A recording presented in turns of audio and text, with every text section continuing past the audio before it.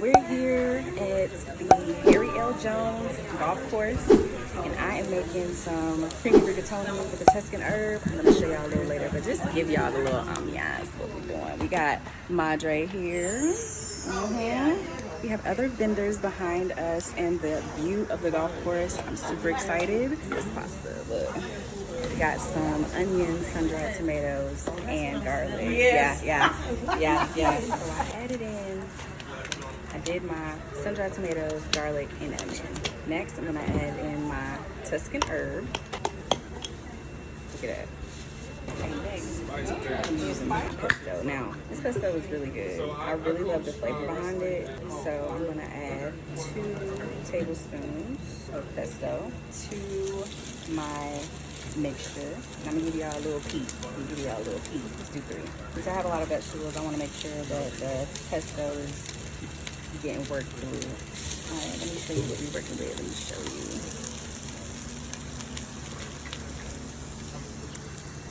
Oh no, that's why. That was really good. It's trying to bring attention to customers. So then we got some cream cheese, and we're going to add that to our sun-dried tomato mixture. So we're going to cut this up into cubes. It'll be easier to like mix. I did cut my heat on low, so we can make sure we don't burn our mixture while we're adding in our cream cheese. The cream cheese is also the thickener to our sauce because I don't want to add any flour. I don't want to create a roux. I want to let the heavy cream and the cream cheese really do the thing. So I'm just smashing my cream cheese so it can start to get a little more soft. I did have it cold, so it wasn't sitting out or anything, which is okay because we have it on heat. I'm gonna turn up my heat just a little bit so we can get some more action going on here. Yeah, you can hear this sizzle. That's exactly what we want. Smell that smell. It smells so good. You can smell the basil and our Tuscan herb. I'm just gonna let that soften a little bit. I'm gonna give y'all a little peek of what we work with.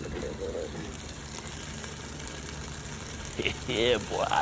Alright, so once you have this all like, it looks very saucy, but it looks like it needs something, we're gonna get our heavy whipping cream. And add that to our pot. After we're going to mix and consolidate all of our flavors together to make sure they're cohesive. Yeah. See, we're getting guests excited about this pasta. Making sure that the cream cheese stays nice and melted. Everything is consolidated and mixed together. You don't want the heat to be too high because then that can scorch your cream, and that's not what we want because it has this little bitter taste and this burnt smell that's not what we're looking for at all.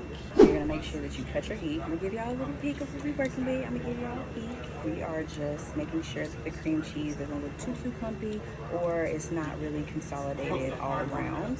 But we are getting that thick consistency that we're looking for. So you can see we're getting the consistency of kind of like a Rotel cheese sauce, and that's exactly what we're looking for. So you want to continue to stir so the cheese doesn't stick to the bottom of the pan. Now I'm using a non-stick pan, non-stick pot, so it's okay, but I also don't have a whisk, so I want to make sure that we don't burn anything.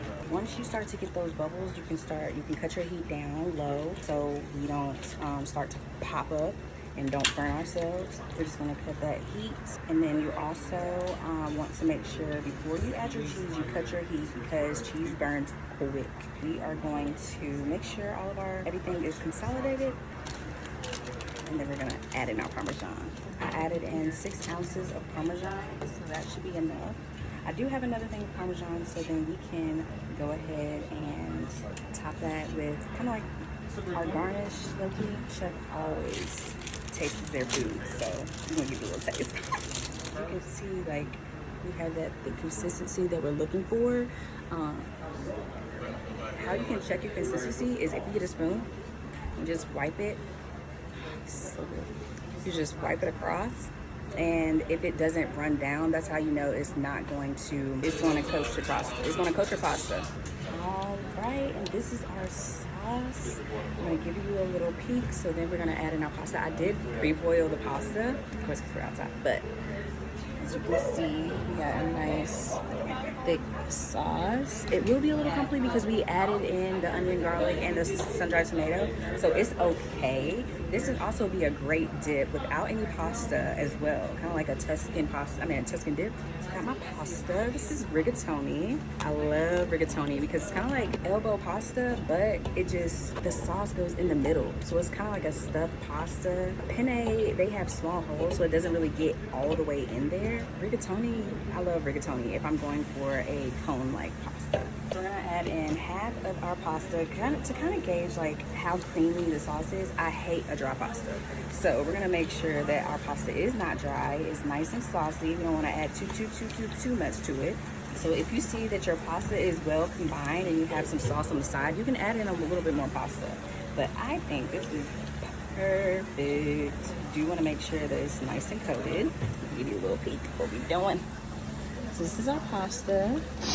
That's what I'm talking about. Ready to serve. I know customers have been waiting for this, so we're gonna get the people what they want. I'm gonna heat it up just a little bit because you want to make sure that your food is at above 141 degrees, so you can get out of the temperature danger zone, and that you can also, it's nice and hot for you. You won't get food poisoning. A lot of people think that you get food poisoning from like uncooked meats or anything else.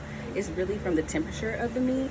A lot of red meats can sustain a lower temperature depending on the rare, but if you go at 140, like, you're really good. So you can potentially get sick from the bacteria that creates in your food because it's not heated up to kill the bacteria. This is our spice that we use, Tuscan Herb. It has basil, onion powder, black pepper, black salt, tomato powder, tarragon, oregano, and rubbed sage.